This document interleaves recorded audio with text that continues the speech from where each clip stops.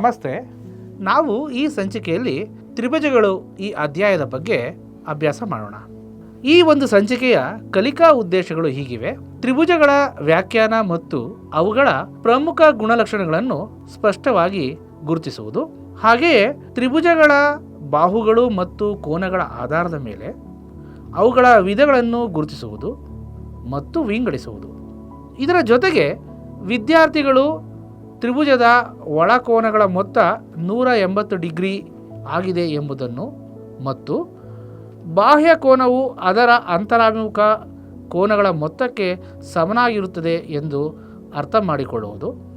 ಇದರೊಂದಿಗೆ ನಾವು ಈ ತ್ರಿಭುಜದ ಗುಣಲಕ್ಷಣಗಳನ್ನು ಬಳಸಿಕೊಂಡು ವಿವಿಧ ಸಮಸ್ಯೆಗಳನ್ನು ಪರಿಹರಿಸುವುದು, ಜೊತೆಗೆ ಪೈಥಾಗೊರಸ್ ಪ್ರಮೇಯವನ್ನು ಅರ್ಥ ಮಾಡಿಕೊಳ್ಳುವುದು ಮತ್ತು ನೈಜ ಜೀವನದ ಸನ್ನಿವೇಶಗಳಲ್ಲಿ ಇದರ ಅನ್ವಯವನ್ನು ತಿಳಿಯುವುದು.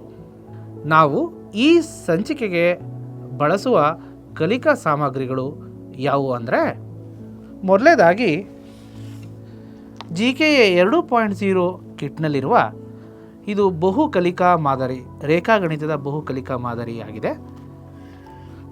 ಹಾಗೆ ಇಲ್ಲಿ ತ್ರಿಭುಜದ ಮಾದರಿ ಇದೆ. ಇದರೊಟ್ಟಿಗೆ ನಾವು ಪೈಥಾಗೊರಸ್ ಪ್ರಮೇಯವನ್ನು ಸಾಧಿಸುವ ಒಂದು ಮಾದರಿಯನ್ನು ನಾವಿಲ್ಲಿ ನೋಡ್ತಾ ಇದ್ದೇವೆ. ಇದರ ಜೊತೆಗೆ ರೇಖಾಗಣಿತದ ಉಪಕರಣದ ಪೆಟ್ಟಿಗೆಯನ್ನು ಬಳಸ್ತಾ ಇದ್ದಾವೆ, ಅಂದರೆ ಜಿಯೋಮೆಟ್ರಿ ಬಾಕ್ಸ್. ಇದರ ಜೊತೆಗೆ A4 ಹಾಳೆಗಳು.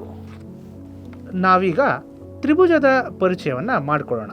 ತ್ರಿಭುಜ ಈ ಪರಿಕಲ್ಪನೆಯನ್ನು ನಾವು ಈ ಮೊದಲಿನ ತರಗತಿಗಳಲ್ಲಿ ಕಲ್ತಿರಬಹುದು. ಮತ್ತೊಮ್ಮೆ ಅದನ್ನು ನೆನಪು ಮಾಡಿಕೊಳ್ಳೋಣ. ಈ ಬಹುಕಲಿಕಾ ಮಾದರಿಯನ್ನು ಬಳಸಿ ನಾವು ತ್ರಿಭುಜದ ಪರಿಕಲ್ಪನೆಯನ್ನು ಹೇಗೆ ಅರ್ಥೈಸಬಹುದು ಅಂತ ತಿಳ್ಕೊಳ್ಳೋಣ. ನಾವು ತ್ರಿಭುಜವನ್ನು ರಚಿಸಲು ನಮಗೆ 3 ಏಕರೇಖಾಗತವಲ್ಲದ ಬಿಂದುಗಳ ಅವಶ್ಯಕತೆ ಇದೆ. ಈ 3 ಏಕರೇಖಾಗತವಲ್ಲದ ಅಂದರೆ ಒಂದೇ ಸರಳ ರೇಖೆಯಲ್ಲಿ ಇಲ್ಲದ ಅಂತ ಅರ್ಥ. ನೋಡಿ, ಈಗ ಈ 3 ಬಿಂದುಗಳು ಒಂದೇ ರೇಖೆಯ ಮೇಲೆ ಇದ್ದರೆ ಈ ಬಿಂದುಗಳನ್ನು ಏಕರೇಖಾಗತ ಬಿಂದುಗಳು, ಇದನ್ನು ಕೊಲಿನಿಯರ್ ಪಾಯಿಂಟ್ಸ್ ಅಂತ ನಾವು ಹೇಳ್ತೇವೆ. ಈಗ ಇವು ಏಕರೇಖಾಗತವಲ್ಲದ ಬಿಂದುಗಳಾದಾಗ ಈ ಬಿಂದುಗಳನ್ನು ನಾವು ರೇಖಾಖಂಡಗಳಿಂದ ಒಂದಕ್ಕೊಂದು ಜೋಡಿಸಿದಾಗ ತ್ರಿಭುಜ ಉಂಟಾಗ್ತಾ ಇದೆ. ಹೀಗೆ ನಾವು ಮಕ್ಕಳಿಗೆ ತ್ರಿಭುಜವು ಹೇಗೆ ರೂಪುಗೊಂಡಿತು ಅನ್ನೋದನ್ನು ತೋರಿಸಿದಾಗ ನಾವು ಬಳಸಿದ ತ್ರಿಭುಜದ ಪರಿಭಾಷೆಗಳು ನಮಗೆ ಅರ್ಥ ಆಗ್ತದೆ. ನಾವೀಗ ಬಿಂದುಗಳನ್ನು ಬಳಸಿದ್ದೇವೆ. ಬಿಂದುಗಳು ಏಕರೇಖಾಗತವಲ್ಲದ ಬಿಂದುಗಳು. ಹಾಗೆ ರೇಖಾಖಂಡಗಳನ್ನು ನಾನು ಬಳಸಿ ಆ ಬಿಂದುಗಳನ್ನು ಜೋಡಿಸಿದ್ದೇನೆ. ಈ 2 ರೇಖಾಖಂಡಗಳು ಸಂಧಿಸಿದ ಬಿಂದುವನ್ನು ಶೃಂಗಗಳು ಅಂತ ಕರಿತೇವೆ. ನಾವು ಇವನ್ನ ವರ್ಟೆಕ್ಸ್ ಅಂತ ಹೇಳ್ತೀವಿ, ಶೃಂಗ ಅಂತ. ಈಗ ಈ ಏಕರೇಖಾಗತವಲ್ಲದ 3 ಬಿಂದುಗಳನ್ನು ಜೋಡಿಸಿ ರಚಿಸಿದ ಒಂದು ಆವೃತ ಆಕೃತಿ ಏನಿದೆ, ಈ 3 ರೇಖಾಖಂಡಗಳಿರುವ ಆಕೃತಿಯನ್ನೇ ನಾವು ತ್ರಿಭುಜ ಅಂತ ಹೇಳ್ತಿದ್ದೇವೆ. ಈ ತ್ರಿಭುಜದಲ್ಲಿ ಯಾವ ಯಾವ ಅಂಶಗಳಿವೆ ಎಂದು ಮಕ್ಕಳನ್ನು ಕೇಳೋಣ. ಆಗ ಮಕ್ಕಳು ಸುಲಭವಾಗಿ ಉತ್ತರಿಸ್ತಾರೆ. ಇದರಲ್ಲಿ 3 ಶೃಂಗಗಳಿವೆ, ಹಾಗೆಯೇ 3 ರೇಖಾಖಂಡಗಳಿವೆ, ಜೊತೆಗೆ 3 ಕೋನಗಳನ್ನು ಸಹ ನಾವಿಲ್ಲಿ ಕಾಣಬಹುದು. ಕೆಲವೊಮ್ಮೆ ನಾವು ಶಿಕ್ಷಕರು ಹೇಳುವಾಗ ಒಂದೇ ಸಮತಲದಲ್ಲಿರುವ ಏಕರೇಖಾಗತವಲ್ಲದ ಬಿಂದುಗಳು ಅಂತ ಸಹ ಹೇಳ್ತೇವೆ. ಇಲ್ಲಿ ಒಂದೇ ಸಮತಲ ಅಂದರೆ ಹೆಚ್ಚಿನವರು ಏನಂತ ಭಾವಿಸ್ತಾರೆ, ಅದನ್ನು ನಾವು ಒಂದು ಸಮತಲದ ಮೇಲೆ ಬರೆಯಬಹುದು ಅಥವಾ ಬೋರ್ಡ್ ಮೇಲೆ ಬರೆಯಬಹುದು ಅಂತ ಕಲ್ಪನೆ ಮಾಡಿಕೊಳ್ತಾರೆ. ಆದರೆ ಅದರ ಅರ್ಥ ಈ 3 ಬಿಂದುಗಳು ಸೇರಿ ಒಂದು ಸಮತಲವನ್ನು ಏರ್ಪಡಿಸುತ್ತವೆ ಎಂಬುದೇ ಅದರ ಅರ್ಥ ಆಗಿದೆ. ಅದಕ್ಕಾಗಿ ಒಂದು ಚಿಕ್ಕ ಉದಾಹರಣೆಯನ್ನು ತೋರಿಸ್ತೇನೆ. ನೋಡಿ, ಈ A4 ಹಾಳೆಯು ಒಂದು ಸಮತಲವಾಗಿ ಕಾಣ್ತಾ ಇದೆ. ಇದನ್ನು ನಾನು ಹೀಗೆ 2 ಬಾರಿ ಮಡಿಸಿದಾಗ ಇಲ್ಲಿ ನಮಗೆ 3 ಸಮತಲಗಳು ಕಾಣ್ತಾ ಇವೆ. ಇಲ್ಲಿ ಒಂದು ಸಮತಲ ಇದೆ, ಮತ್ತು ಇಲ್ಲೊಂದು ಸಮತಲ ಕೆಳಭಾಗದಲ್ಲಿದೆ, ಹಾಗೆ ಪಕ್ಕದಲ್ಲಿ ಮತ್ತೊಂದು ಸಮತಲ ಇದೆ. ಈಗ 3 ಸಮತಲದಲ್ಲಿ ಒಂದೊಂದು ಬಿಂದುಗಳಿದ್ದಾಗ ಒಂದು ತ್ರಿಭುಜವನ್ನು ನಾವು ರಚಿಸಲು ಸಾಧ್ಯವೇ? ಯೋಚನೆ ಮಾಡಿ. ಆಗ ರಚನೆಗೊಂಡ ತ್ರಿಭುಜ ಹೀಗೆ ಇರಬಹುದು. ನೋಡಿ, ಈ ತ್ರಿಭುಜವನ್ನು ನಾವು ಗಮನಿಸಿದಾಗ ಈ ತ್ರಿಭುಜದ 3 ಶೃಂಗಗಳು ಬೇರೆ ಬೇರೆ ಸಮತಲದಲ್ಲಿವೆ. ಆದರೆ ಈ 3 ಶೃಂಗಗಳಿಂದ ತ್ರಿಭುಜ ರೂಪದ ಒಂದು ಹೊಸ ಸಮತಲ ರೂಪುಗೊಂಡಿದೆ. ಆದ ಕಾರಣ ನಾವು ಒಂದೇ ಸಮತಲವನ್ನು ಏರ್ಪಡಿಸುವಂತಹ, ಉಂಟು ಮಾಡುವಂತಹ 3 ಏಕರೇಖಾಗತವಲ್ಲದ ಬಿಂದುಗಳನ್ನು ನಾವು ಪರಸ್ಪರ ರೇಖಾಖಂಡಗಳಿಂದ ಜೋಡಿಸಿದಾಗ ಉಂಟಾಗುವ ಆವೃತ ಆಕೃತಿಯನ್ನು ತ್ರಿಭುಜ ಅಂತ ಹೇಳ್ತೇವೆ. ಮುಂದೆ ನಾವು ಎಲ್ಲೇ ಒಂದೇ ಸಮತಲದಲ್ಲಿರುವ ಎಂಬ ಪದ ಬಳಸಿದಾಗ ಅದರ ಅರ್ಥ ಆ ಬಿಂದುಗಳು ಸೇರಿ ಒಂದು ಸಮತಲವನ್ನು ಏರ್ಪಡಿಸುತ್ತಿವೆ ಅಂತ ಅರ್ಥ ಮಾಡ್ಕೋಬೇಕು. ಈಗ ತ್ರಿಭುಜದ ಅಂಶಗಳನ್ನು ತಿಳ್ಕೊಂಡಿದ್ದೇವೆ. ಶೃಂಗ, ರೇಖಾಖಂಡ ಮತ್ತು ಆ ರೇಖಾಖಂಡಗಳನ್ನೇ ನಾವು ಬಾಹುಗಳು ಅಂತ ಕರಿತಾ ಇದ್ದೇವೆ. ಅಂದರೆ ತ್ರಿಭುಜಕ್ಕೆ 3 ಬಾಹುಗಳಿವೆ, 3 ಶೃಂಗಗಳಿವೆ, 3 ಕೋನಗಳಿವೆ.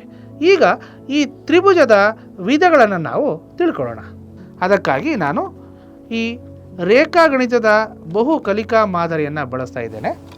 ಇದನ್ನು ಬಳಸಿ ನಾವು ರೇಖಾಗಣಿತದ ಅನೇಕ ಪರಿಕಲ್ಪನೆಗಳನ್ನು ಹೇಳಬಹುದು.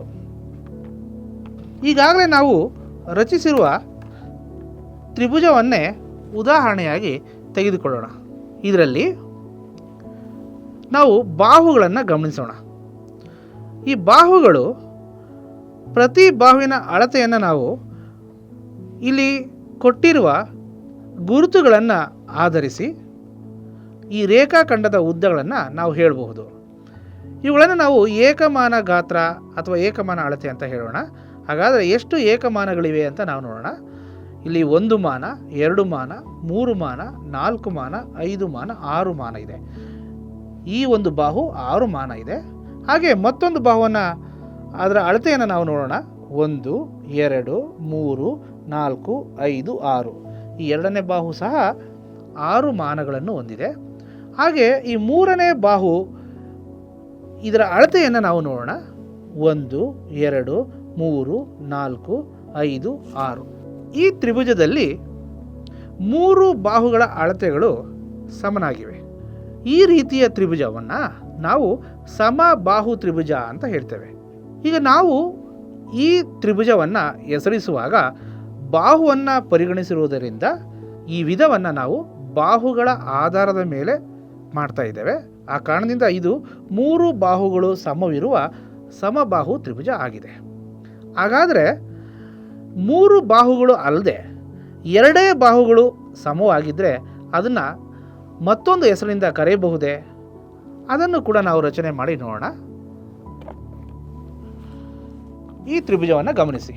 ಈ ತ್ರಿಭುಜದಲ್ಲಿ ಈ 3 ಬಾಹುಗಳ ಅಳತೆಗಳನ್ನು ನಾವು ಲೆಕ್ಕ ಹಾಕಿದಾಗ 1, 2, 3, 4, 5, 6 ಈ ಬಾಹುವಿನ ಅಳತೆ 6 ಮಾನಗಳು.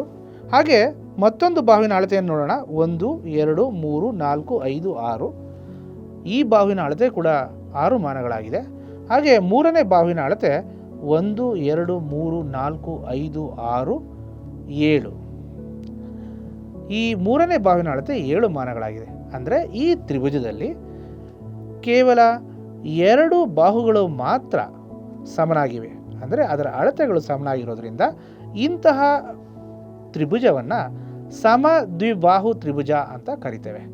ಸಮದ್ವಿ ಅಂದರೆ 2 ಬಾಹುಗಳು, ಅಂದರೆ ಸಮನಾಗಿರುವ 2 ಬಾಹುಗಳನ್ನು ಹೊಂದಿರುವ ತ್ರಿಭುಜ ಆಗಿರೋದ್ರಿಂದ ಇದನ್ನು ಸಮದ್ವಿಬಾಹು ತ್ರಿಭುಜ ಅಂತ ಹೇಳ್ತೇವೆ. ನಾವು 3 ಸಮಬಾಹುಗಳಿರುವ ತ್ರಿಭುಜವನ್ನು ನೋಡಿದ್ದೇವೆ. ಹಾಗೆ 2 ಸಮಬಾಹುಗಳು ಇರುವ ತ್ರಿಭುಜವನ್ನು ಸಹ ತಿಳ್ಕೊಂಡಿದ್ದೇವೆ. ಹಾಗಾದರೆ 3 ಬಾಹುಗಳು ಸಮ ಇಲ್ಲದೆ ಇರಬಹುದೇ? ಅಂದರೆ ಒಂದು ಬಾಹು 4 ಮಾನಗಳಿದೆ ಅಂದ್ಕೊಳ್ಳೋಣ, ಮತ್ತೊಂದು ಬಾಹು 6 ಮಾನಗಳಿದೆ, ಹಾಗೆ 3ನೇ ಬಾಹು 7 ಮಾನಗಳಿದೆ. ಮತ್ತೊಮ್ಮೆ ಅದನ್ನು ಎಣಿಸಿ ಪರೀಕ್ಷಿಸೋಣ. 1, 2, 3, 4, 5, 6 ಒಂದು ಬಾಹು 6 ಮಾನಗಳಿದೆ, ಮತ್ತೊಂದು ಬಾಹು 1, 2, 3, 4 ಮಾನಗಳಿದೆ, ಹಾಗೆ 3ನೇ ಬಾಹು 1, 2, 3, 4, 5, 6, 7 ಮಾನಗಳಿದೆ. ಅಂದರೆ ಈ ತ್ರಿಭುಜದ ಯಾವುದೇ ಬಾಹುಗಳು ಸಮನಾಗಿಲ್ಲ. ಇಂತಹ ತ್ರಿಭುಜವನ್ನು ವಿಷಮ ಬಾಹು ತ್ರಿಭುಜ ಅಥವಾ ಅಸಮಬಾಹು ತ್ರಿಭುಜ ಅಂತ ಕರಿತೇವೆ. ಇಲ್ಲಿಯವರೆಗೆ ನಾವು ಸಮಬಾಹು ತ್ರಿಭುಜ, ಸಮದ್ವಿಬಾಹು ತ್ರಿಭುಜ, ಹಾಗೆಯೇ ಅಸಮಬಾಹು ತ್ರಿಭುಜ ಅಥವಾ ವಿಷಮಬಾಹು ತ್ರಿಭುಜವನ್ನು ನಾವು ನೋಡಿದ್ದೇವೆ. ಇದು ತ್ರಿಭುಜವನ್ನು ನಾವು ಬಾಹುಗಳ ಆಧಾರದ ಮೇಲೆ ವಿಂಗಡಿಸಿದಾಗ ಸಿಕ್ಕಂತಹ ವಿಧಗಳು.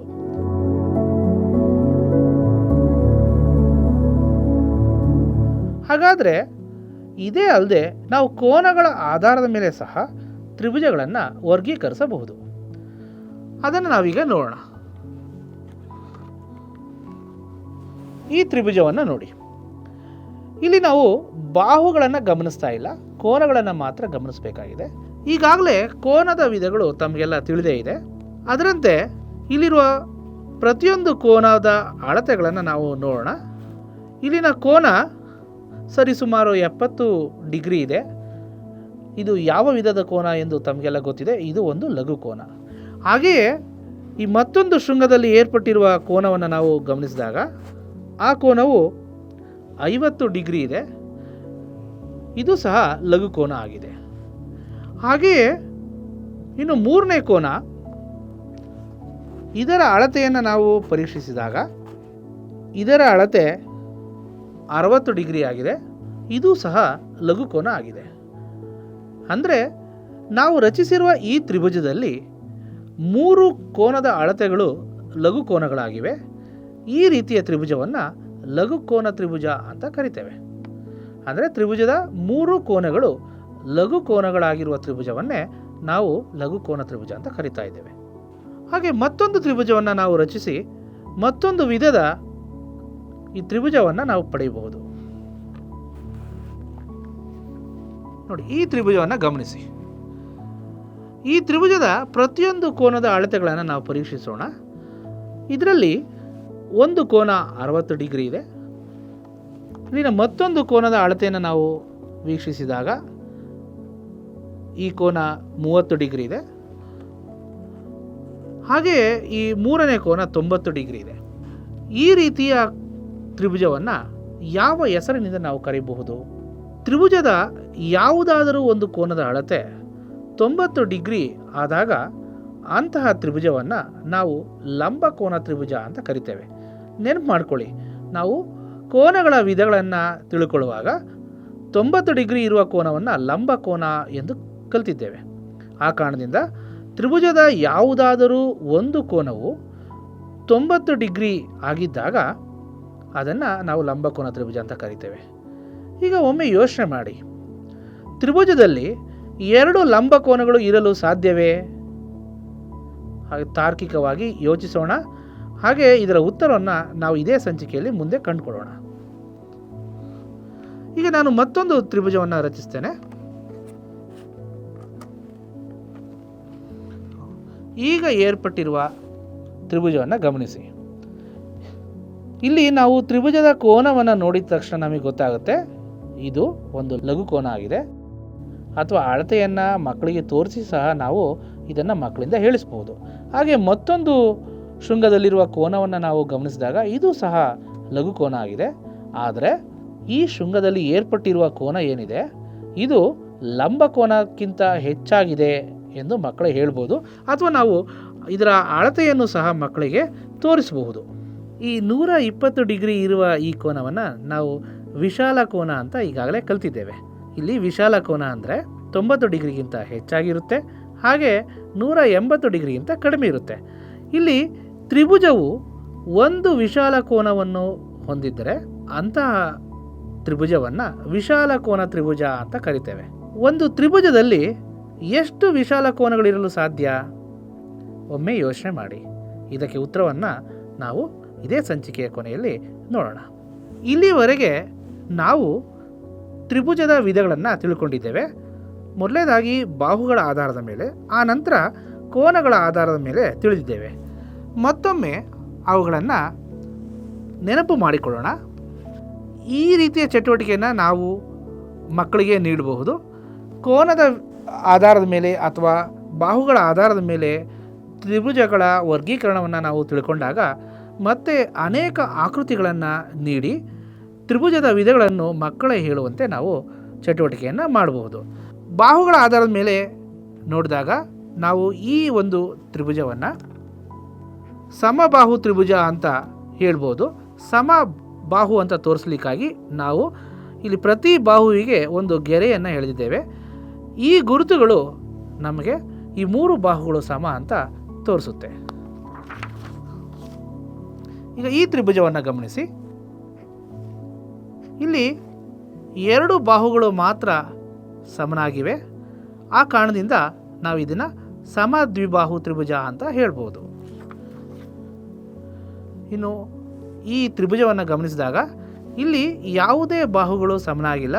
ಆ ಕಾರಣದಿಂದ ಇದನ್ನು ವಿಷಮಬಾಹು ತ್ರಿಭುಜ ಅಥವಾ ಅಸಮಬಾಹು ತ್ರಿಭುಜ ಅಂತ ಹೇಳ್ಬೋದು. ಇಲ್ಲಿ ಕೋನಗಳ ಆಧಾರದ ಮೇಲೆ ನಾವೀಗ ತ್ರಿಭುಜಗಳ ವಿಧಗಳನ್ನು ನೋಡೋದಾದರೆ, ನಾನಿಲ್ಲಿ ಕೋನದ ಗುರುತುಗಳನ್ನು ಮಾಡಿದ್ದೇನೆ. ಎಲ್ಲ ಕೋನಗಳು ನಾವು ನೋಡಿದ ತಕ್ಷಣ ಹೇಳ್ಬೋದು ಇವೆಲ್ಲ 90 ಡಿಗ್ರಿಗಿನ್ನ ಕಡಿಮೆ ಇರೋದರಿಂದ ಇವೆಲ್ಲ ಲಘು ಕೋನಗಳಾಗಿವೆ. ಆದ್ದರಿಂದ ಇದು ಲಘು ಕೋನ ತ್ರಿಭುಜ ಆಗಿದೆ. ಈ ತ್ರಿಭುಜವನ್ನು ಗಮನಿಸಿ. ಈ ತ್ರಿಭುಜದಲ್ಲಿ ಒಂದು ಲಂಬ ಕೋನವನ್ನು ಗುರುತಿಸಲಾಗಿದೆ. ಇದು ಲಂಬ ಕೋನದ ಚಿಹ್ನೆ.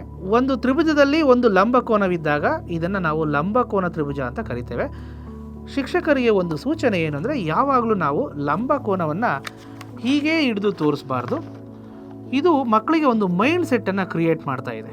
ಅದಕ್ಕೋಸ್ಕರ ನಾನು ಹೀಗೆ ಹಿಡಿದಾಗಲೂ ಸಹ ಇದು ಲಂಬ ಕೋನವೇ ಆಗಿರುತ್ತೆ. ಅಥವಾ ಯಾವುದೇ ರೀತಿ ಈ ಲಂಬಕೋನ ತ್ರಿಭುಜವನ್ನು ನಾವು ಭ್ರಮಣೆಗೊಳಿಸಿದಾಗಲೂ ಇದು ಲಂಬಕೋನ ತ್ರಿಭುಜವೇ ಆಗಿರುತ್ತೆ. ಲಂಬಕೋನ ತ್ರಿಭುಜ ಯಾವಾಗಲೂ ಹೀಗೆ ನಿಂತಿರುತ್ತದೆ ಎಂಬ ತಪ್ಪು ಪರಿಕಲ್ಪನೆಯನ್ನು ನಾವು ಮಕ್ಕಳಿಂದ ಹೋಗಲಾಡಿಸಬೇಕಾಗುತ್ತೆ. ಹಾಗೆಯೇ ಇಲ್ಲಿ ಒಂದು ವಿಶಾಲ ಕೋನವಿದೆ. ನಾವು ನೋಡಿದಾಕ್ಷಣ ಇದನ್ನು 90 ಡಿಗ್ರಿಗಿಂತ ಹೆಚ್ಚಾಗಿರುವ ಕೋನ ಅಂತ ತಿಳ್ಕೋಬಹುದು. ಆದ್ದರಿಂದ ಇದೊಂದು ವಿಶಾಲ ಕೋನ ಇರುವ ತ್ರಿಭುಜ. ಇದು ವಿಶಾಲ ಕೋನ ತ್ರಿಭುಜ ಆಗಿದೆ.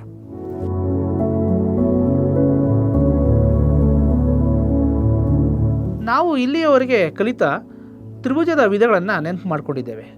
ಈಗ ತ್ರಿಭುಜದ ಕೆಲವು ಗುಣಲಕ್ಷಣಗಳನ್ನು ನಾವು ನೋಡೋಣ.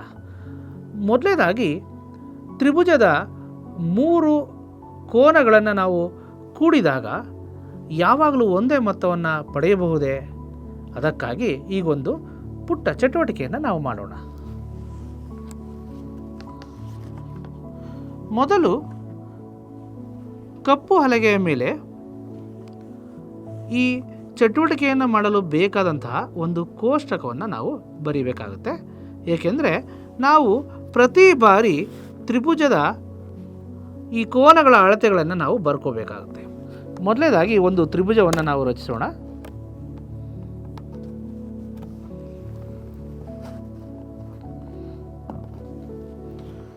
ಈ ಒಂದು ತ್ರಿಭುಜ ಏರ್ಪಟ್ಟಿದೆ. ಈ ತ್ರಿಭುಜದ ಪ್ರತಿಯೊಂದು ಕೋನವನ್ನು ನಾವು ಅಳೆದು ನೋಡೋಣ. ನೋಡಿ, ಈ 1ನೇ ಕೋನದ ಅಳತೆ 55 ಡಿಗ್ರಿ ಆಗಿದೆ. ಹಾಗೆ ಈ 2ನೇ ಕೋನದ ಅಳತೆ ಇದು 60 ಡಿಗ್ರಿ ಆಗಿದೆ. ಈ 3ನೇ ಕೋನದ ಅಳತೆ 65 ಡಿಗ್ರಿ ಆಗಿದೆ. ಈ 3 ಕೋನಗಳನ್ನು ನಾವು ಕೂಡಬೇಕಾಗಿದೆ. ಈ ರೀತಿಯ ಒಂದು ಕೋಷ್ಟಕವನ್ನು ಮೊದಲು ಬೋರ್ಡ್ ಮೇಲೆ ಬರಿಬೇಕಾಗುತ್ತೆ. ಅದರಲ್ಲಿ ಮೊದಲನೇ ಕಾಲಮಲ್ಲಿ ಪ್ರಯತ್ನ, 2ನೇ ಕಾಲಮಲ್ಲಿ ಕೋನ 1ರ ಅಳತೆ, 2ನೇ ಕಾಲಮಲ್ಲಿ ಕೋನ 2ರ ಅಳತೆ, ಹಾಗೆ 3ನೇ ಕಾಲಮಲ್ಲಿ ನಾವು ಕೋನ 3ರ ಅಳತೆ. ಹೀಗೆ ಪ್ರತಿ ಕಾಲಮಲ್ಲಿ ನಾವು ಕೋನಗಳ ಅಳತೆಗಳನ್ನು ನಾವು ಬರೀತೇವೆ. ಹಾಗೆ ಕೊನೆಯ ಕಾಲಮ್ನಲ್ಲಿ ನಾವು ಈ 3 ಕೋನಗಳ ಮೊತ್ತವನ್ನು ಕಂಡುಹಿಡಿಯಬೇಕಾಗುತ್ತೆ. ಈ ರೀತಿಯ ಚಟುವಟಿಕೆಯನ್ನು ಈ ಒಂದು ಬಹುಕಲಿಕಾ ಮಾದರಿಯಲ್ಲಿ ಭಿನ್ನ ಭಿನ್ನ ತ್ರಿಭುಜಗಳನ್ನು ರಚಿಸುವ ಮೂಲಕ ಕೋನಗಳನ್ನು ಅಳೆದು ನಾವಿಲ್ಲಿ ನಮೂದಿಸಬೇಕಾಗುತ್ತೆ. ಈಗ ಮೊದಲನೇ ಪ್ರಯತ್ನದಲ್ಲಿ ನಾವು ಪಡೆದ ಕೋನದ ಅಳತೆಗಳನ್ನು ಬರೆಯೋಣ. 1ನೇ ಕೋನದ ಅಳತೆ 55 ಡಿಗ್ರಿ ಇತ್ತು. ಹಾಗೆ ಕೋನ 2ರ ಅಳತೆ 60 ಡಿಗ್ರಿ ಇತ್ತು. ಹಾಗೆ ಕೋನ 3ರ ಅಳತೆ ಇಲ್ಲಿ 65 ಡಿಗ್ರಿ ಇತ್ತು. ಈ 3 ಕೋನಗಳನ್ನು ನಾವು ಕೂಡಿದಾಗ 55 ಪ್ಲಸ್ 60 ಪ್ಲಸ್ 65 ಈಕ್ವಲ್ಸ್ 180 ಡಿಗ್ರಿ ಬಂದಿದೆ. ಇದೇ ರೀತಿ ನಾವು ಮಕ್ಕಳಿಂದ ಬೇರೆ ಬೇರೆ ತ್ರಿಭುಜಗಳನ್ನು ರಚಿಸಿ ಹೆಚ್ಚು ಪ್ರಯತ್ನಗಳಂದರೆ ಟ್ರಯಲ್ಸ್, ನಾನೀಗ ಒಂದು ಟ್ರಯಲ್ ಮಾತ್ರ ಮಾಡಿದ್ದೇನೆ. ಹಾಗೆ ನಾವು ಅನೇಕ ಟ್ರಯಲ್ಗಳನ್ನು ಮಾಡಿ ಪ್ರತಿ ಬಾರಿ ಕೋನದ ಅಳತೆಗಳನ್ನು ಈ ಕೋಷ್ಟಕದಲ್ಲಿ ನಮೂದಿಸಿ ಅವುಗಳ ಮೊತ್ತ 180 ಡಿಗ್ರಿಯೇ ಆಗಿರುತ್ತದೆ ಅಂತ ನಾವು ಖಚಿತಪಡಿಸ್ಕೊಳ್ಬೇಕು. ಹಾಗೆ ಅದರ ತೀರ್ಮಾನವನ್ನು ಮಕ್ಕಳೇ ಮಾಡುವಂತೆ ನಾವು ಈ ಕೋಷ್ಟಕದ ಈ ಚಟುವಟಿಕೆಯನ್ನು ಮಾಡಬೇಕಾಗುತ್ತೆ. ಈ ಒಂದು ಚಟುವಟಿಕೆಯಿಂದ ನಮಗೆ ತಿಳಿದಂತಹ ಕಲಿಕಾಂಶ ಏನು ಅಂದರೆ, ತ್ರಿಭುಜದ 3 ಒಳಕೋನಗಳ ಮೊತ್ತ 180 ಡಿಗ್ರಿನೇ ಆಗಿರುತ್ತೆ ಅಂತ ನಾವು ತಿಳ್ಕೊಂಡಿದ್ದೇವೆ.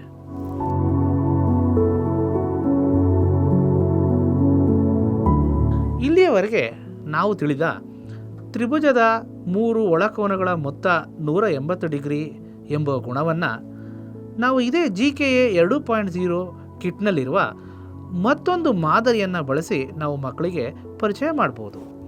ಆ ಮಾದರಿ ಈ ರೀತಿ ಇದೆ. ಈ ತ್ರಿಭುಜದ ಮಾದರಿಯಲ್ಲಿ ನಾವು 3 ಕೋನಗಳನ್ನು ಕಾಣಬಹುದು. ಈ 3 ಕೋನಗಳನ್ನು ನಾವು ಕೂಡಿಸಿದಾಗ ಮೊತ್ತ 180 ಡಿಗ್ರಿ ಬರುತ್ತದೆಯೇ ಅಂತ ನಾವೀಗ ಪರೀಕ್ಷೆ ಮಾಡೋಣ.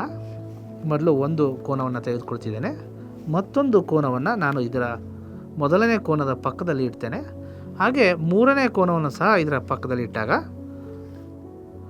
ಈ ಕೋನಗಳ ಅಳತೆಯನ್ನು ನಾವು ಒಮ್ಮೆ ಪರೀಕ್ಷೆ ಮಾಡೋಣ. ಇದು ಒಂದು ಕೋನ ಮಾಪಕದಂತೆ ನಮಗೆ ಕಾಣ್ತಿದೆ ಅಲ್ವಾ? ಹಾಗೆ ಈ ಕೋನದ ಒಟ್ಟು ಮೊತ್ತ ಒಂದು ಸರಳ ರೇಖೆಗೆ ಸಮನಾದಂತೆ ನಮಗೆ ಕಾಣ್ತಾ ಇದೆ.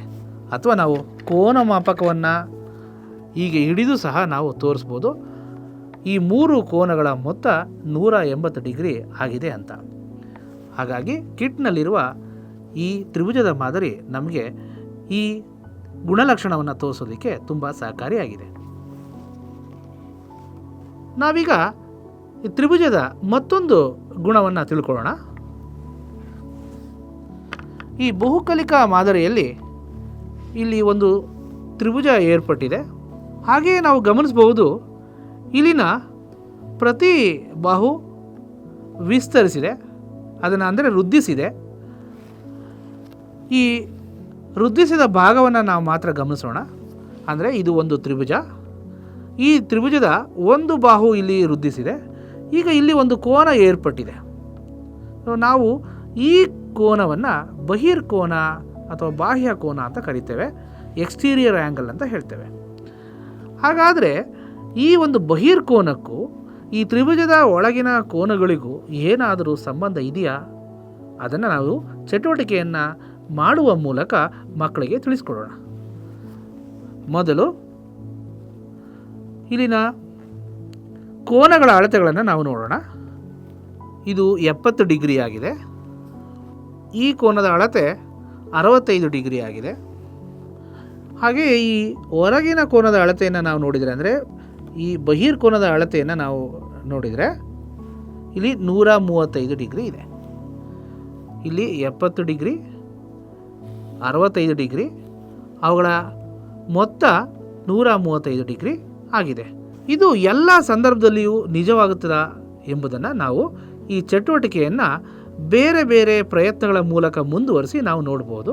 ಅದಕ್ಕಾಗಿ ಒಂದು ಕೋಷ್ಟಕವನ್ನು ಬೋರ್ಡ್ ಮೇಲೆ ಬರೆದು ಈ ಚಟುವಟಿಕೆಯನ್ನು ನಾವು ಮುಂದುವರಿಸಬೇಕಾಗುತ್ತೆ. ಗಮನಿಸಿ, ಈ ರೀತಿಯ ಕೋಷ್ಟಕವನ್ನು ನಾವು ಬೋರ್ಡ್ ಮೇಲೆ ಬರೆಯಬಹುದು. ಮೊದಲನೇ ಕಾಲಮ್ನಲ್ಲಿ ಪ್ರಯತ್ನ ಅಂದರೆ ಟ್ರಯಲ್ ಅಂತ, ನಂತರ ಅಂತರ ಅಭಿಮುಖ ಕೋನ 1, ಅಂತರ ಅಭಿಮುಖ ಕೋನ 2 ಮತ್ತು ಬಹಿರ್ಕೋನದ ಅಳತೆ. ನೆಕ್ಸ್ಟು ಕೊನೆಯ ಕಾಲಮ್ನಲ್ಲಿ ಅಂತರ ಅಭಿಮುಖ ಕೋನ 1 ಪ್ಲಸ್ ಅಂತರ ಅಭಿಮುಖ ಕೋನ 2 ಇವುಗಳ ಮೊತ್ತವನ್ನು ನಾವು ಬರೆಯಬಹುದು. ನಾವು ಈ ಕೋಷ್ಟಕದಲ್ಲಿ ಬರೆದಿರುವ ಅಂತರ ಅಭಿಮುಖ ಕೋನ ಅಂದರೆ ಏನು ಅಂತ ತಿಳ್ಕೊಳ್ಳೋಣ. ನಾವು ಬಹಿರ್ಕೋನ ಅಂದರೆ ತಿಳ್ಕೊಂಡಿದ್ದೇವೆ.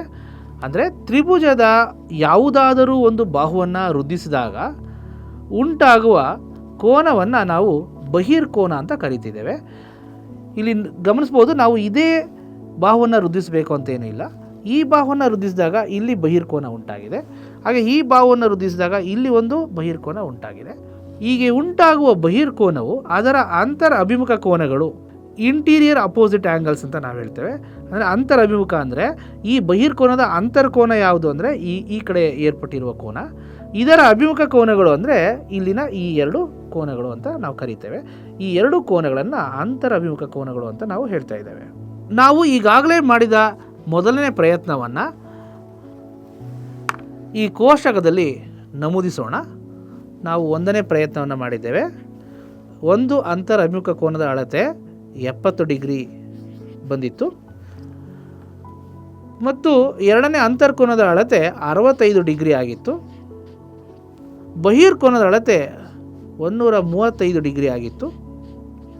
ಅಂತರ್ಕೋನ 1 ಪ್ಲಸ್ ಅಂತರಭಿಮುಖ ಕೋನ 2 ಇವುಗಳ ಅಳತೆಗಳ ಮೊತ್ತ 70 ಪ್ಲಸ್ 65 70 ಡಿಗ್ರಿ ಮತ್ತು 65 ಡಿಗ್ರಿ ಈಕ್ವಲ್ಸ್ 135 ಡಿಗ್ರಿ ಆಗಿದೆ.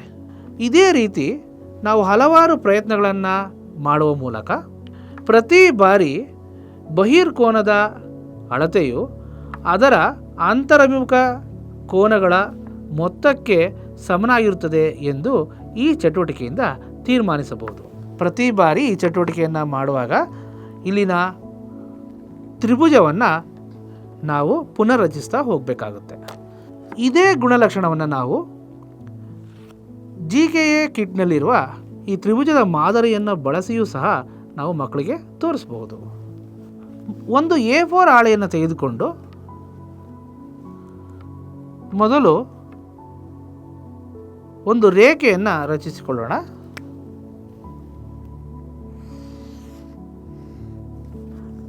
ಈ ರೇಖೆಗೆ ಐಕ್ಯವಾಗುವಂತೆ ತ್ರಿಭುಜದ ಬಾಹುವನ್ನು ಇಡೋಣ. ಈಗ ಗಮನಿಸ್ಬೋದು, ಈ ತ್ರಿಭುಜದ ಒಂದು ಬಾಹು ನಾವು ಎಳೆದ ರೇಖೆಯ ಮೇಲೆ ಐಕ್ಯವಾಗಿದೆ. ಈಗ ಇಲ್ಲಿ ಒಂದು ಬಹಿರ್ಕೋನ ಏರ್ಪಟ್ಟಿರುವುದನ್ನು ನಾವು ನೋಡ್ಬೋದು. ಇದು ಬಹಿರ್ಕೋನ ಆಗಿದೆ. ಈಗ ಈ ಬಹಿರ್ಕೋನದ ಅಳತೆಯು ಎರಡು ಅಂತರಾಭಿಮುಖ ಕೋನಗಳ ಮೊತ್ತಕ್ಕೆ ಸಮನಾಗಿದೆಯೇ ಎಂದು ನಾವೀಗ ಪರೀಕ್ಷೆ ಮಾಡೋಣ. ನೋಡಿ, ಈ ಬಹಿರ್ಕೋನದ ಎರಡು ಅಂತರಾಭಿಮುಖ ಕೋನಗಳೆಂದರೆ ಇದರ ಅಭಿಮುಖ ಕೋನಗಳು. ಮೊದಲು ನಾನು ಈ ಕೋನವನ್ನು ತೆಗೆದುಕೊಳ್ತೇನೆ, ಹಾಗೆಯೇ ಈ ಕೋನವನ್ನು ತೆಗೆದುಕೊಳ್ತೇನೆ. ನೋಡಿ, ಈ ಎರಡು ಕೋನಗಳ ಅಳತೆಗಳು ಈ ಬಹಿರ್ಕೋನದ ಅಳತೆಗೆ ಸಮನಾಗಿವೆ. ಅಂದರೆ ನಾವು ಈ ತ್ರಿಭುಜದ ಮಾದರಿಯನ್ನು ಬಳಸಿಯೂ ಸಹ ಬಹಿರ್ಕೋನವು ಅದರ ಎರಡು ಅಂತರಾಭಿಮುಖ ಕೋನಗಳ ಮೊತ್ತಕ್ಕೆ ಸಮನಾಗಿದೆ ಅಂತ ನಾವು ತೋರಿಸಬಹುದು. ನಾವು ಈಗಾಗಲೇ ತಿಳಿದುಕೊಂಡಿರುವ ಗುಣಲಕ್ಷಣಗಳ ಜೊತೆಗೆ ಇನ್ನೂ ಕೆಲವು ತ್ರಿಭುಜದ ತುಂಬ ವಿಶೇಷವಾಗಿರುವ ಗುಣಲಕ್ಷಣಗಳನ್ನು ನಾವು ತಿಳ್ಕೊಳ್ಳೋಣ. ಈ ಬಹುಕಲಿಕಾ ಮಾದರಿಯಲ್ಲಿ ಒಂದು ತ್ರಿಭುಜವನ್ನು ನಾನೀಗ ರಚನೆ ಮಾಡಿದ್ದೇನೆ. ಈ ತ್ರಿಭುಜದ ಯಾವುದೇ ಒಂದು ಶೃಂಗದಿಂದ ಅದರ ಅಭಿಮುಖ ಬಾಹುವಿನ ಮಧ್ಯ ಬಿಂದುವಿಗೆ ಒಂದು ರೇಖೆಯನ್ನು ಎಳೆಯೋಣ. ಇಲ್ಲಿಂದ ಒಂದು ಶೃಂಗದಿಂದ ಇಲ್ಲಿಂದ ಮಧ್ಯ ಬಿಂದುವಿಗೆ ಒಂದು ರೇಖೆಯನ್ನು ಎಳೆದಿದ್ದೇನೆ. ಇಲ್ಲಿ ಮಧ್ಯ ಬಿಂದು ಹೇಗೆ ಗೊತ್ತಾಗಿದೆ ಅಂದರೆ 1, 2, 3, ಮತ್ತೊಂದು ಶೃಂಗದಿಂದ 1, 2, 3 ಮಾನಗಳಷ್ಟು ಅಂತರದಲ್ಲಿ ಮಧ್ಯದಲ್ಲಿರೋದ್ರಿಂದ ಇಲ್ಲಿ ನಾವು ಒಂದು ಮಧ್ಯ ರೇಖೆಯನ್ನು ಎಳೆದಿದ್ದೇವೆ. ಹೀಗೆ ತ್ರಿಭುಜದ ಯಾವುದಾದರೂ ಒಂದು ಶೃಂಗದಿಂದ ಅದರ ಅಭಿಮುಖ ಬಾಹುವಿನ ಮಧ್ಯ ಬಿಂದುವಿಗೆ ಎಳೆದ ರೇಖೆಯನ್ನು ಮಧ್ಯ ರೇಖೆ ಅಂತ ನಾವು ಕರಿತೇವೆ. ಇದೇ ರೀತಿ ನಾವು ವಿವಿಧ ತ್ರಿಭುಜಗಳನ್ನು ರಚಿಸಿ ಮಕ್ಕಳಿಗೆ ಮಧ್ಯ ರೇಖೆಯ ಪರಿಕಲ್ಪನೆಯನ್ನು ಮೂಡಿಸಬಹುದು. ಇದೇ ಶೃಂಗ ಅಲ್ಲದೆ ನಾವು ಬೇರೆ ಶೃಂಗದಿಂದಲೂ ಸಹ ಮಧ್ಯ ರೇಖೆಯನ್ನು ಅದರ ಅಭಿಮುಖ ಬಾಹುವಿಗೆ ನಾವು ಎಳೆಯಬಹುದಾಗಿದೆ. ನಾವು ಈಗ ಈ ಮಾದರಿಯಲ್ಲಿ ಕಲಿತದ್ದನ್ನೇ ಇಲ್ಲಿ ಹಾಳೆಯಲ್ಲಿ ತಮಗೆ ತೋರಿಸಲಾಗಿದೆ. ಇದರಲ್ಲಿ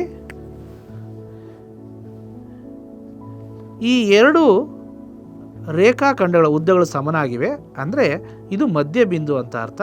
ಈ ಮಧ್ಯ ಬಿಂದುವಿಗೆ ಈ ಶೃಂಗದಿಂದ ಅದರ ಅಭಿಮುಖವಾಗಿರೋ ಬಾಹುವಿನ ಮಧ್ಯಬಿಂದುವಿಗೆ ಈ ನಾವು ರೇಖಾಖಂಡವನ್ನು ಎಳೆದಿರೋದ್ರಿಂದ ಇದನ್ನು ನಾವು ಮಧ್ಯರೇಖೆ ಅಂತ ಕರಿತಾ ಇದ್ದೇವೆ.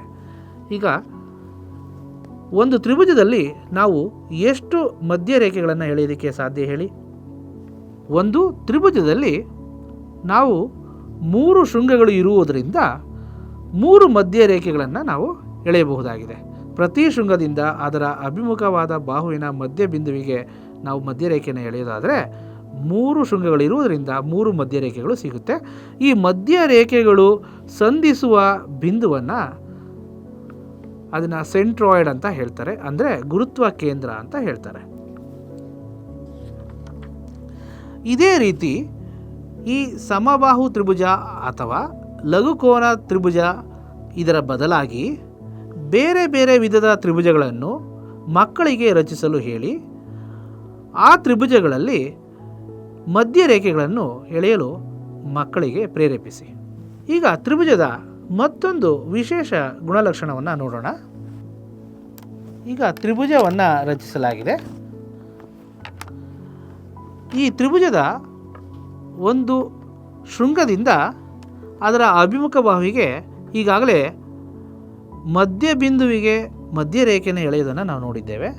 ಆದರೆ ಈ ಅಭಿಮುಖ ಬಾಹುವಿಗೆ ಲಂಬವನ್ನು ಎಳೆದರೆ ಏನಾಗುತ್ತದೆ? ಈ ಲಂಬವನ್ನು ಎಳೆಯಬೇಕಾದ್ರೆ ನಾವು ಈ ಕೋನ ಮಾಪಕವನ್ನು ಬಳಸಬೇಕಾಗುತ್ತೆ. ಹಾಗೆ ಲಂಬ ಆಗಿರಬೇಕು ಅಂದರೆ ಅಳತೆ 90 ಡಿಗ್ರಿ ಇರಬೇಕಾಗುತ್ತೆ. ನೋಡಿ, ನಾವು ಇಲ್ಲಿ ಎಳೆದ ರೇಖೆಯು ಒಂದು ಶೃಂಗದಿಂದ ಅದರ ಅಭಿಮುಖ ಬಾಹುವಿಗೆ ಎಳೆದ ಲಂಬ ಆಗಿದೆ. ಈ ಕೋನ 90 ಡಿಗ್ರಿ ಇದ್ದರೆ ಅಂದರೆ ನಾವು ಒಂದು ಶೃಂಗದಿಂದ ಅಭಿಮುಖ ಬಾಹುವಿಗೆ ಎಳೆದ ಲಂಬ ಮತ್ತು ಅದರ ಅಭಿಮುಖ ಬಾಹು ನಡುವೆ ಏರ್ಪಟ್ಟಿರುವ ಕೋನ 90 ಡಿಗ್ರಿ ಆಗಿದ್ದಾಗ ಅದನ್ನು ನಾವು ತ್ರಿಭುಜದ ಎತ್ತರ ಅಥವಾ ಆಲ್ಟಿಟ್ಯೂಡ್ ಅಂತ ನಾವು ಕರಿತೇವೆ. ಹೀಗೆ ಒಂದು ತ್ರಿಭುಜದಲ್ಲಿ ಎಷ್ಟು ಎತ್ತರಗಳನ್ನು ಅಥವಾ ಉನ್ನತಿಗಳನ್ನು ಅಥವಾ ಆಲ್ಟಿಟ್ಯೂಡ್ಗಳನ್ನು ನಾವು ರಚನೆ ಮಾಡ್ಬೋದು ಅಂತ ಹೇಳಿ ಮಕ್ಕಳಿಂದ ವಿವಿಧ ತ್ರಿಭುಜಗಳನ್ನು ರಚಿಸುವಂತೆ ಹೇಳಿ 3 ಶೃಂಗಗಳಿಂದ 3 ಎತ್ತರಗಳನ್ನು ಎಳಿಲಿಕ್ಕೆ ಮಕ್ಕಳಿಗೆ ಚಟುವಟಿಕೆಯನ್ನು ನಾವು ನೀಡಬಹುದಾಗಿದೆ. ಮತ್ತೊಮ್ಮೆ ನಾವು ಚರ್ಚಿಸಿದ್ದನ್ನು ನೆನಪು ಮಾಡ್ಕೊಳ್ಳೋಣ. ಒಂದು ತ್ರಿಭುಜದಲ್ಲಿ ಒಂದು ಶೃಂಗದಿಂದ ಅದರ ಅಭಿಮುಖ ಬಾಹುವಿಗೆ ಎಳೆದ ಲಂಬ ರೇಖೆಯನ್ನು ನಾವು ಲಂಬ ಎತ್ತರ ಅಥವಾ ಎತ್ತರ, ಆಲ್ಟಿಟ್ಯೂಡ್ ಅಥವಾ ಉನ್ನತಿ ಅಂತ ಕರಿತೇವೆ. ಹಾಗೆ 3 ಶೃಂಗಗಳಿಂದ ನಾವು ಎತ್ತರಗಳನ್ನು ಎಳೆದು ನೋಡೋಣ. ಎತ್ತರವನ್ನು ಎಳೆಯುವಾಗ ಕೋನಮಾಪಕ ಸಹಾಯವಿಲ್ಲದೆ ಎತ್ತರಗಳನ್ನು ಎಳೆಯೋದಕ್ಕೆ ಸಾಧ್ಯವಾ? ಅದನ್ನು ಇಲ್ಲಿ ಪ್ರಾಯೋಗಿಕವಾಗಿ ಒಂದು ಚಟುವಟಿಕೆ ಮಾಡಿ ನಾನು ತೋರಿಸ್ತಾ ಇದ್ದೇನೆ. ನೋಡಿ, ಒಂದು A4 ಹಾಳೆಯನ್ನು ತೆಗೆದುಕೊಂಡಾಗ ಅದರ ಒಂದು ಶೃಂಗದಲ್ಲಿ 90 ಡಿಗ್ರಿಯ ಕೋನ ಇರುವ ಕಾರಣ ನಾವು ಎತ್ತರವನ್ನು ಹೀಗೆ ಎಳೆಯಬಹುದು. ಎತ್ತರವನ್ನು ಹೀಗೆ ಎಳೆಯಬಹುದಾಗಿದೆ.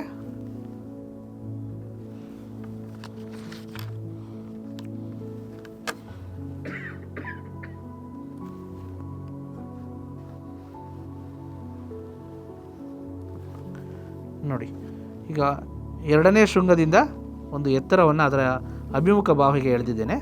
ಹಾಗೆಯೇ ಮತ್ತೊಂದು ಶೃಂಗದಿಂದ ಅಂದರೆ 3ನೇ ಶೃಂಗದಿಂದ ನಾವು ಮತ್ತೊಂದು ಎತ್ತರವನ್ನು ಎಳೆಯಬಹುದಾಗಿದೆ.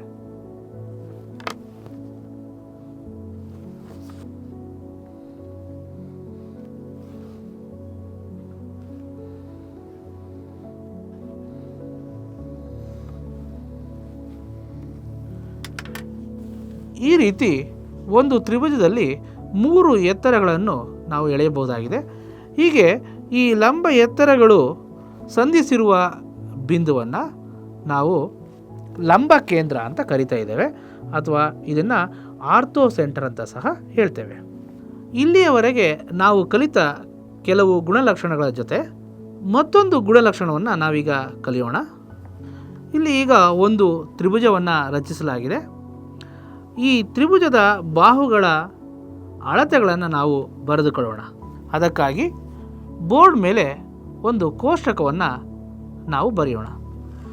ತ್ರಿಭುಜದ ಎತ್ತರವು ಎಲ್ಲ ವಿಧದ ತ್ರಿಭುಜಗಳಲ್ಲಿ ಅಂದರೆ ಲಘು ಕೋನ ತ್ರಿಭುಜ, ಲಂಬ ಕೋನ ತ್ರಿಭುಜ, ವಿಶಾಲ ಕೋನ ತ್ರಿಭುಜಗಳಲ್ಲಿ ಯಾವ ರೀತಿ ಇರುತ್ತದೆ ಎಂದು ನಾವೀಗ ನೋಡೋಣ.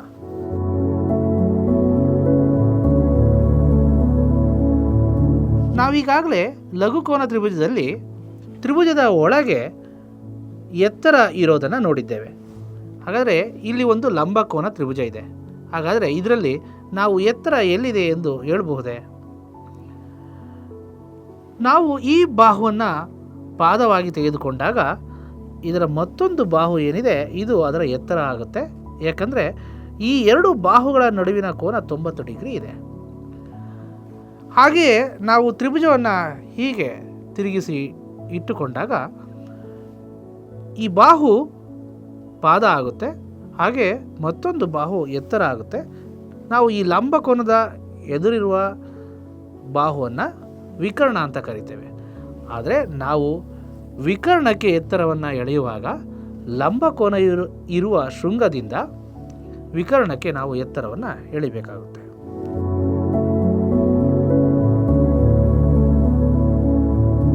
ಹಾಗೆಯೇ ವಿಶಾಲ ಕೋನ ತ್ರಿಭುಜದಲ್ಲಿ ಎತ್ತರವನ್ನು ಗಮನಿಸಿ.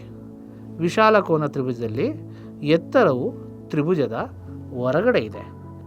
ಏಕೆಂದರೆ ನಾವು ಒಂದು ಶೃಂಗದಿಂದ ಅದರ ಅಭಿಮುಖ ಬಾಹುವಿಗೆ ಎತ್ತರವನ್ನು ಎಳೆಯುವಾಗ ಅದು 90 ಡಿಗ್ರಿ ಆಗಬೇಕಾದರೆ ನಾವು ಅದರ ಅಭಿಮುಖ ಬಾಹುವನ್ನು ಸ್ವಲ್ಪ ವೃದ್ಧಿಸಿ ಆ ಬಾಹುವಿಗೆ ಲಂಬವನ್ನು ಎಳಿಬೇಕಾಗುತ್ತೆ.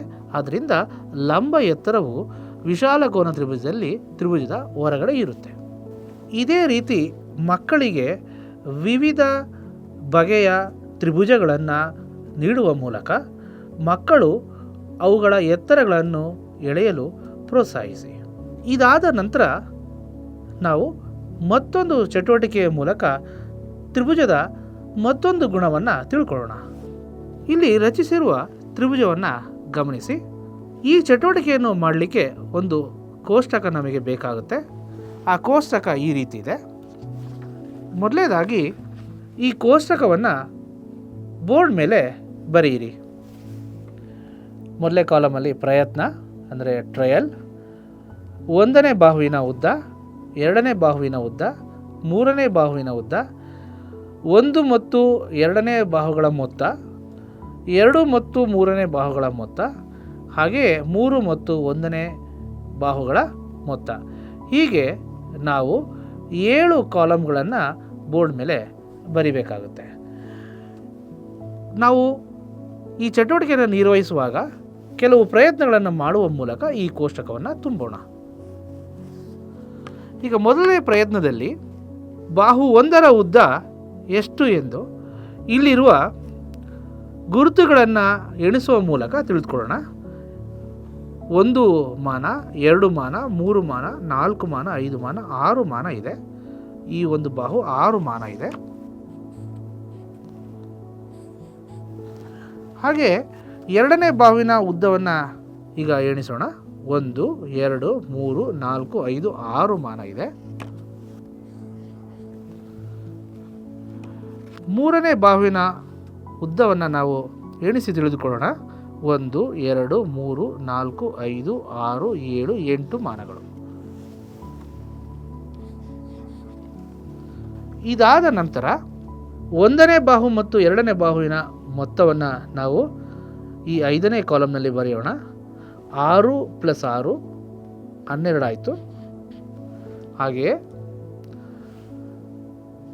2ನೇ ಬಾಹು ಮತ್ತು 3ನೇ ಬಾಹುವಿನ ಮೊತ್ತವನ್ನು ಈ 6ನೇ ಕಾಲಮ್ನಲ್ಲಿ ಬರೆಯೋಣ. 6 + 8 14 ಆಗಿದೆ. ಹಾಗೆಯೇ 3ನೇ ಮತ್ತು 1ನೇ ಬಾಹುವಿನ ಮೊತ್ತವನ್ನು ಈ ಕೊನೆಯ ಕಾಲಮ್ನಲ್ಲಿ ಬರೆಯೋಣ. 8 + 6 14 ಆಗಿದೆ. ಈ ಕೋಷ್ಟಕದ ಕೊನೆಯ 3 ಕಾಲಮ್ಗಳಲ್ಲಿರುವ ಸಂಖ್ಯೆಗಳನ್ನು ನಾವು ಪ್ರತಿ ಬಾಹುವೊಂದಿಗೆ ಹೋಲಿಸಿ ತ್ರಿಭುಜವನ್ನು ರಚಿಸಲು ಬೇಕಾಗಿರುವ ಈ ಮುಖ್ಯ ಗುಣಲಕ್ಷಣವನ್ನು ತಿಳ್ಕೊಳ್ಳೋಣ. ನೋಡಿ, ಯಾವುದೇ 2 ಬಾಹುಗಳ ಮೊತ್ತವನ್ನು ನಾವು ಗಮನಿಸಿದಾಗ, ಅಂದರೆ ಈ 1 ಮತ್ತು 2ನೇ ಬಾಹುವಿನ ಮೊತ್ತವು ಈ 3ನೇ ಬಾಹುವಿನ ಅಳತೆಗಿಂತ ಹೆಚ್ಚಾಗಿರೋದನ್ನು ಗಮನಿಸ್ಬೋದು. ಇಲ್ಲಿ ಈ 2 ಬಾಹುಗಳ ಮೊತ್ತ 12 ಆಗಿದೆ, 3ನೇ ಬಾಹು 8 ಇದೆ. ಇದು ಹೆಚ್ಚಾಗಿರೋದನ್ನು ನಾವು ಗಮನಿಸ್ಬೋದು. ಇದೇ ರೀತಿ 2 ಮತ್ತು 3ನೇ ಬಾಹುವಿನ ಮೊತ್ತ 14 ಮಾನಗಳಾಗಿದೆ. ಹಾಗೆ ಆದರೆ ಒಂದನೇ ಬಾಹು 6 ಮಾನಗಳಿರೋದ್ರಿಂದ ನೋಡಿ ಈ ಮೊತ್ತ ಈ 6ಕ್ಕಿಂತ ಹೆಚ್ಚಾಗಿದೆ. ಹಾಗೆಯೇ 3 ಮತ್ತು ಒಂದನೇ ಬಾಹುವಿನ ಮೊತ್ತ 14 ಆಗಿದೆ. ಆದರೆ ನಾವು ಎರಡನೇ ಬಾಹುವನ್ನು ಇಲ್ಲಿ ಬಿಟ್ಟಿದ್ದೇವೆ. ಇದು ಈ ಮೊತ್ತವು ಎರಡನೇ ಬಾಹುವಿನ ಅಳತೆಗಿಂತ ಹೆಚ್ಚಾಗಿದೆ. ಇದೇ ರೀತಿ ನಾವು ವಿವಿಧ ತ್ರಿಭುಜಗಳನ್ನು ರಚಿಸುವ ಮೂಲಕ ಅಂದರೆ ಅಳತೆಗಳನ್ನು ಬದಲಾಯಿಸುತ್ತಾ ನಾವು ಬೇರೆ ಬೇರೆ ವಿಧದ ತ್ರಿಭುಜಗಳನ್ನು ರಚಿಸುವ ಮೂಲಕ ಪ್ರತಿ ಬಾಹುವಿನ ಅಳತೆಗಳನ್ನು ಈ ಕೋಷ್ಟಕದಲ್ಲಿ ನಮೂದಿಸಿ ತ್ರಿಭುಜಗಳನ್ನು ರಚಿಸಲು ಬೇಕಾಗುವ ಕನಿಷ್ಠ ಅರ್ಹತೆ ಅಥವಾ ಗುಣಲಕ್ಷಣವನ್ನು ನಾವಿಲ್ಲಿ ತಿಳ್ಕೋಬಹುದಾಗಿದೆ. ಈ ಗುಣಲಕ್ಷಣವನ್ನು ನಾವು ಹೀಗೆ ಹೇಳ್ಬೋದು. ಒಂದು ತ್ರಿಭುಜದಲ್ಲಿ ಯಾವುದೇ 2 ಬಾಹುಗಳ ಮೊತ್ತವು 3ನೇ ಬಾಹುವಿಗಿಂತ ಹೆಚ್ಚಾಗಿರುತ್ತದೆ. ಈಗ ಯೋಚಿಸಿ, ಒಂದು ವೇಳೆ ಈ 2 ಬಾಹುಗಳ ಮೊತ್ತವು 3ನೇ ಬಾಹುವಿಗೆ ಸಮನಾಗಿದ್ದರೆ ನಾವು ತ್ರಿಭುಜವನ್ನು ರಚಿಸಲು ಸಾಧ್ಯವೇ? ಇದುವರೆಗೆ ನಾವು ತಿಳಿದುಕೊಂಡ ಈ ಗುಣಲಕ್ಷಣದಂತೆಯೇ 2 ಬಾಹುಗಳ ವ್ಯತ್ಯಾಸವೂ ಕೂಡ 3ನೇ ಬಾಹುಗಿಂತ ಚಿಕ್ಕದಾಗಿರುತ್ತದೆ. ಇದನ್ನು ಚಟುವಟಿಕೆಯನ್ನು ಮಾಡುವ ಮೂಲಕ ಶಿಕ್ಷಕರು ಪರೀಕ್ಷೆ ಮಾಡಬಹುದು. ಮತ್ತೊಮ್ಮೆ ನೆನಪು ಮಾಡಿಕೊಳ್ಳಿ, ಯಾವುದೇ ತ್ರಿಭುಜದಲ್ಲಿ ಯಾವುದೇ 2 ಬಾಹುಗಳ ವ್ಯತ್ಯಾಸವು 3ನೇ ಬಾಹುವಿಗಿಂತ ಚಿಕ್ಕದಾಗಿರುತ್ತದೆ. ಇದನ್ನು ಚಟುವಟಿಕೆಯ ಮೂಲಕ ನೀವೇ ಪರೀಕ್ಷಿಸಿ ನೋಡಿ. ತ್ರಿಭುಜದ ವಿಧಗಳಲ್ಲಿ ನಾವು ಲಂಬಕೋನ ತ್ರಿಭುಜವನ್ನು ಕಲ್ತಿದ್ದೇವೆ. ಈ ಲಂಬಕೋನ ತ್ರಿಭುಜಕ್ಕೆ ಒಂದು ವಿಶೇಷ ಗುಣ ಇದೆ, ಅದು ನಿಮಗೆ ಗೊತ್ತೇ. ಆ ಗುಣವನ್ನು ನಾವೀಗ ತಿಳ್ಕೊಳ್ಳೋಣ. ನೋಡಿ, ಇದು ಲಂಬಕೋನ ತ್ರಿಭುಜ. ಈ ಲಂಬಕೋನ ತ್ರಿಭುಜದಲ್ಲಿ ಇಲ್ಲಿ ಲಂಬಕೋನ ಇದೆ, ಇದರ ಅಭಿಮುಖ ಬಾಹು ವಿಕರ್ಣ ಅಂತ ಕರಿತೇವೆ. ಈಗ ಈ ಲಂಬಕೋನದ ವಿಕರ್ಣದ ಮೇಲೆ ಒಂದು ವರ್ಗವನ್ನು ರಚಿಸೋಣ. ಇದನ್ನು ನಾವು ವಿಕರ್ಣದ ವರ್ಗ ಅಂತ ಹೇಳ್ತೇವೆ. ಆನಂತರ ಉಳಿದ 2 ಬಾಹುಗಳ ಅಳತೆಗಳ ಮೇಲೆ ಒಂದು ವರ್ಗವನ್ನು ರಚಿಸೋಣ. ಈಗ ನಾವು ಗಮನಿಸಬಹುದು, ವಿಕರ್ಣದ ಮೇಲಿನ ವರ್ಗ 1 2 3 4 5 6 7 8 9 10 11 12 13 14 15 16 17 18 19 20 21 22 23 24 25 ಚದರಮಾನಗಳಿದೆ. ಇದು ವಿಕರ್ಣದ ವರ್ಗ, 25 ಚದರಮಾನಗಳಿದೆ. ಹಾಗೆಯೇ ಈ ಒಂದು ಬಾಹುವಿನ ಮೇಲಿನ ವರ್ಗ ನೋಡಿ, ಒಟ್ಟು 9 ಚದರಮಾನಗಳಿದೆ. ಹಾಗೆ ಮತ್ತೊಂದು ಬಾಹುವಿನ ಮೇಲಿನ ವರ್ಗವನ್ನು ನಾವು ಗಮನಿಸಿದಾಗ ಇದು 16 ಚದರಮಾನಗಳಿದೆ ಎಂದು ನಾವು ಎಣಿಸಿ ತಿಳ್ಕೋಬಹುದು. ಹಾಗಾದರೆ ಈ ವಿಕರ್ಣದ ಮೇಲಿನ ವರ್ಗ ಅಂದರೆ 25 ಎಂಬುದು ಈ 2 ಬಾಹುಗಳ ಮೇಲಿನ ವರ್ಗಗಳ ಮೊತ್ತಕ್ಕೆ ಸಮನಾಗಿದೆಯೇ? ಒಮ್ಮೆ ನಾವು ಇವೆರಡರ ಮೊತ್ತವನ್ನು ಕಂಡುಹಿಡಿದು ಇದನ್ನು ಪರೀಕ್ಷೆ ಮಾಡಬಹುದು. ಇಲ್ಲಿ 9 ಪ್ಲಸ್ 16 25 ಆಗುತ್ತೆ ಅಲ್ವಾ? ಆದ್ದರಿಂದ ಈ 2 ಬಾಹುಗಳ ವರ್ಗಗಳ ಮೊತ್ತವು ಈ ವಿಕರ್ಣದ ಮೇಲಿನ ವರ್ಗದ ಈ ವಿಸ್ತೀರ್ಣಕ್ಕೆ ಸಮನಾಗಿದೆ.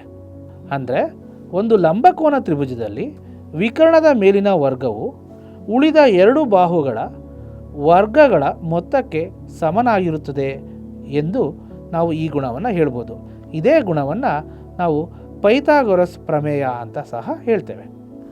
ಈ ವಿಕರ್ಣ ಮತ್ತು ಉಳಿದ 2 ಬಾಹುಗಳ ಮೇಲೆ ನಾವು ವರ್ಗಗಳನ್ನು ರಚನೆ ಮಾಡಿದ್ದೇವೆ. ಇದಲ್ಲದೆ ನಾವು ಸಮಬಾಹು ತ್ರಿಭುಜಗಳನ್ನು ರಚಿಸುವ ಮೂಲಕ ಅಥವಾ ವೃತ್ತದ ಅರ್ಧ ಭಾಗಗಳು ಅಂದರೆ ಅರ್ಧ ವೃತ್ತಗಳನ್ನು ರಚಿಸುವ ಮೂಲಕ ಸಹ ಈ ಗುಣವನ್ನು ನಾವು ಪರೀಕ್ಷೆ ಮಾಡಬಹುದು.